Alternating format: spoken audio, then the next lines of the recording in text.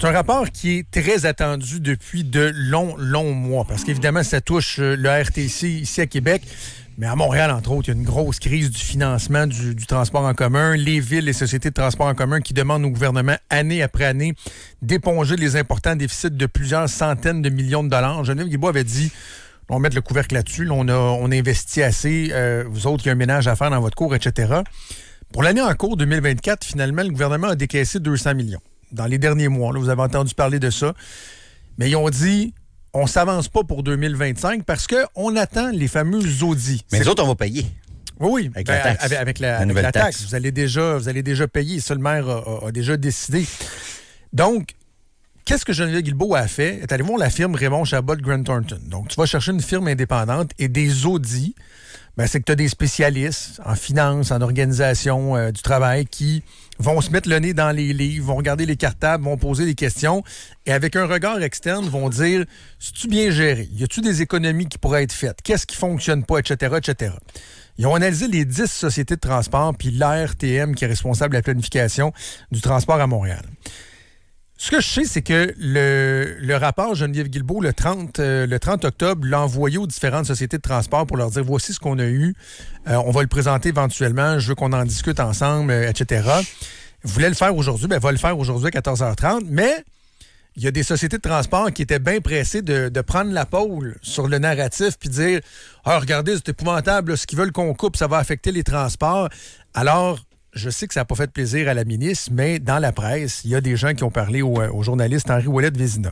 Fait que ce matin, ce qu'on apprend, c'est qu'en gros, les audits disent il y a 350 millions d'économies qu'on peut faire. Ça, c'est le global. Je ne sais pas combien exactement va toucher le RTC, mais le global. Mais essentiellement, ce que Raymond Chabot Grant Thornton dit, c'est qu'il y a trop d'occasions qui sont ratées, par exemple, de sous-traiter au privé certains éléments. Il y a des endroits où les chauffeurs, ils donnent ça au privé. C'est le privé qui gère ça, puis ils donnent un contrat au privé, puis qu'il y a trop de véhicules qui restent dans les garages.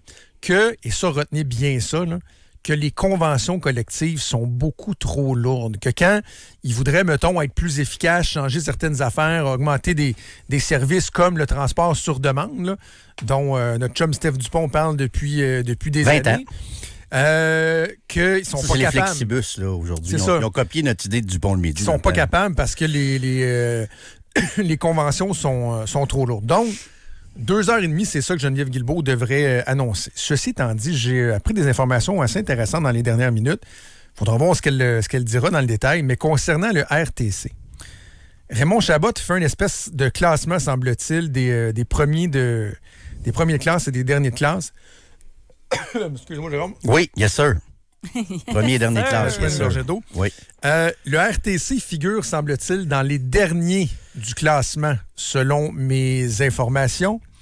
Il semblerait également que le rapport de Raymond Chabot, Grant Thornton, souligne une structure administrative très lourde au RTC et que le RTC aurait un des plus hauts taux de réserve d'autobus, c'est-à-dire des autobus qui sont parkés au cas qu'on en ait besoin, mais qui ne roulent pas. Fait que ça augmente tes coûts d'exploitation. Ces autobus-là, tu les payes, il faut que tu les chauffes dans un garage, tu les entretiens, puis tout ça, mais ils ne te servent pas à créer des revenus. Ça, c'est les infos que j'ai en ce moment. On me dit qu'il y a d'autres éléments qu'on va trouver intéressants, mais là, vous comprenez que les rapports circulent de personne en personne. Moi, j'ai même eu des captures d'écran de certaines pages du rapport, mais on va attendre d'avoir le fin mot. Puis comprenez là, que ce que Jonathan vous dit là, c'est dans un contexte où le maire nous a dit on n'a pas le choix, là. On n'a pas le choix de vous augmenter ça de 60$, c'est-à-dire de faire passer de 30 à 90 la taxe sur l'immatriculation parce qu'il n'y a plus de place à couper. On n'a pas le choix. On est à côté. C'est ça. On a coupé partout dans le gras. Alors, ça va être bien intéressant parce que là, on le voit venir. Là. Dans le fond, les sociétés de transport vont dire ça n'a pas de sens, on ne peut pas couper autant que ça sans couper dans les services. Mais la réalité, c'est que le rapport démontre qu'il y a 65% des charges des sociétés de transport qui sont, par exemple, des charges sociales, c'est les salaires.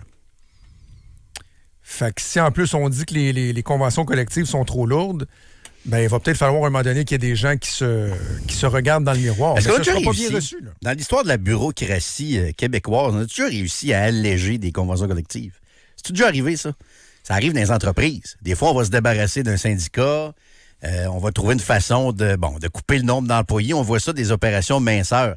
dans tout ce qui est public, parapublic, bureaucratique, fonctionnaire, étatique, c'est-tu déjà arrivé au Québec qu'on a réussi à alléger une convention collective ou la lourdeur bureaucratique? 25 de 2,6. C'est peut-être arrivé, mais je m'en rappelle pas, là. Parce que là, dans le fond, on comprend que tout ça sert à la ministre à dire vous voulez plus d'argent, vous voulez qu'on vous finance, augmenter les taxes, mais vous devriez d'abord faire vos devoirs dans votre cour.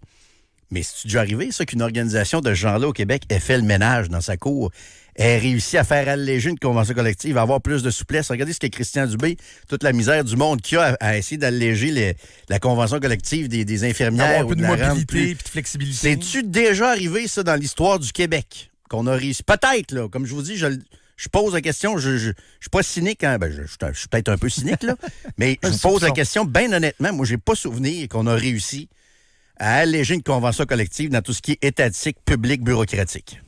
Ce qu'on me dit, c'est que j'imagine que des fois, on fait des petits gains. Des petits gains nets. Mais qu'en contrepartie, on en donne toujours un peu plus. Ouais, c'est ça, là. C'est ce qui fait en sorte qu'à un moment donné, les syndicats sont capables de vendre les conventions collectives. Et l'équivalent de ce qu'il faudrait faire avec ça, c'est-tu déjà arrivé? Je pense pas. Je pense pas, mais problème, je sais que ce qu'au gouvernement, ce qui anticipe, c'est que les sociétés de transport vont dire « Ah, ben là, nous, on a les mains liées avec les conventions collectives, il faut que le gouvernement légifère. » Tu sais, force les syndicats, mais je sais qu'au gouvernement, ils vont dire « Non, mais un instant, là, nous autres, quand on renouvelle les conventions avec nos employés, là, on ne demande pas à un tierce intervenant d'agir. C'est nous autres qui se battent avec nos syndicats. Avec vos conventions collectives, c'est vous autres qui signez avec vos employés. S'il y a de quoi de tough à faire, ben mettez vos culottes, votre courage à deux mains, puis changez-les conventions. Mais là, ils vont dire non, le gouvernement, vous devez nous aider. Mais on peut faire une première. Peut-être que ça va être une première. Peut-être que le RTC va dire OK, on applique ça, on fait le ménage, on donne des coups de pied, puis on met la hache dans ça. Il va peut-être en avoir une première un jour au Québec aussi, peut-être, je sais pas. Ouais, je suis pas sûr que ça va passer par les villes. Pas très confiant, moi non plus.